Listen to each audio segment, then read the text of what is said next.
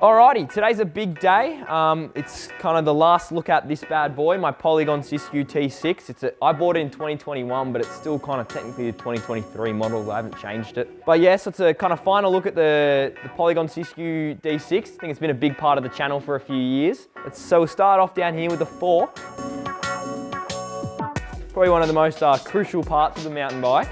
Now this is a Suntour XCR32 air-sprung fork. It's a bit of a mouthful, but that's what it is. 120mm of travel. Tell you what, dog shit fork. If you're buying this bike, that is something you should replace as soon as possible.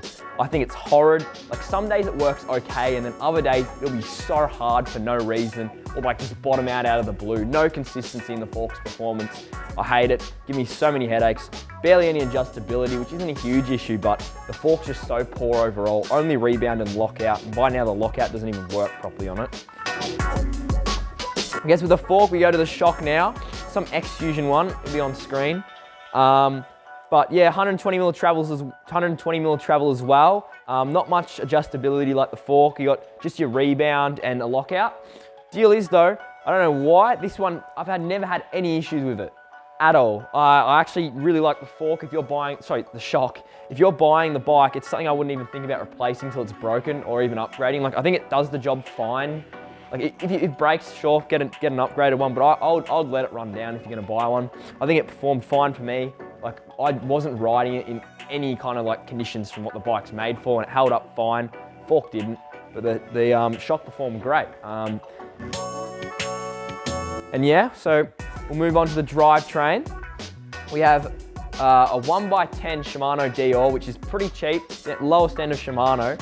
So Shimano are pretty good across the board with their drivetrains. I think it shifted fine for me. I never had any issues. Sure, it's not XT or XTR, but I'm not out on the trail like, it's not in the back of my mind, oh, I'm riding a Dior thing, it's not shifting properly. Shifted fine, very consistent, really good, easy to maintain. Shimano, it's probably, I think, yeah, definitely more Shimano around than SRAM. Easy to find guides on how to fix things on it. Really cheap to maintain too. So yeah, no issues with that. I think it's great. And now we'll go on to the dropper post. Now this bad boy, it's had a pretty hard life. Try and get out of frame here so you can see. We'll just zoom up too. Like that's the dropper speed right now. It's probably due for a bit of a rebuild or a bit of maintenance on that one. But also broken the dropper lever. It's held together by a zip tie. So this one hasn't held up too great. I did have problems with it early on too. It's been kind of inconsistent. It does move up and down, but probably seen in some of the later videos. I think in the start of our Yui's race video, I put in the iCard. Come on, dropper, yes, it worked. I'm like using my whole hand to push the lever so the dropper goes down. Brakes, MT201s, both 2-pop brakes. Never had any issues with them. Again, Shimano, like even though the low end, like Shimano do pretty good across the board. If you're getting a Shimano product, you know what you're getting into. Sure, not the greatest brakes, but they perform fine. Never had any issues. Stopped me good. If they changed one thing about this bike, if they changed the fork, that would make it so much better. Yeah, I think even spending a little bit more money on the extra like 50 to 100 bucks would get you a much better fork. Yeah, literally. I think even if the bike goes up by a few, even like 100 bucks to get a better fork, I think overall it'd be a much better bike. I think it's better to kind of just get something a little bit better on it. The fork really is the only thing holding this bike back. Sure, the dropper and stuff's not the best, but the fork is the most noticeable thing that I really didn't like the whole way through. Yeah. It felt bad from day one. Riding it for what, a year and a half? Yeah. We did a video where we rode each other's bikes down a trail, and I rode this bike. It was horrid. Yeah. Like, the fork was terrible. It felt like I was just on a rigid bike with nothing on it at all. And the only other thing was the drop-off lever, which doesn't really work. But everything else is actually pretty good. Yeah, I think overall the bike is definitely, I am not the customer for it.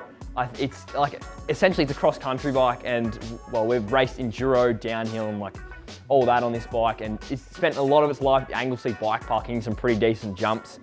So I'm definitely not the right person for this bike, and I think it shows with the kind of condition it's in now. It's definitely battered and bruised. Like a lot of things have been replaced on it. New cranks, new drivetrain, new back rim. A fair few things have been changed because I'm not the right audience for it. But I think if you're, you know, you got some local kind of trails, maybe you're like a kind of dad just wanting to keep up with his kids or whatever, I think it actually does a pretty solid job for you. If you're getting any serious mountain biking at all, really spend the extra money and get the bike Oscar had, which is the T7. T7, definitely the best value bike for the Polygon bikes. Because I know they say this one's the best value, but I honestly, it's best value like if you can only be cross country. If you're gonna do any kind of serious mountain biking, even if you're just gonna do like a race every now and again, spend the extra money, get the T7, better across the board. Or if you don't want the extra travel, go for the D7. Yeah. Because that will have a much better fork and everything. I don't know the exact specs. I think it's the same fork and shock as on the T, I think. Yeah, I think it's the same as the T7, same specs, or similar at least. Yeah, so I don't think this is really, it's a very specific bike. I personally, after a while, it did do the job for me. Like I think it's definitely held up, like for what riding I've done to still kind of be here, not with a cracked frame or something ridiculous like that. I think the kind of shows the bike's pretty sturdy and stuff, but yeah, if you're in any kind of serious mountain biking, it's not the bike for you. But yep, that'll conclude this one. I do have a new bike on the way. It's very different. All right, under this, we have my new bike. Let's take a look.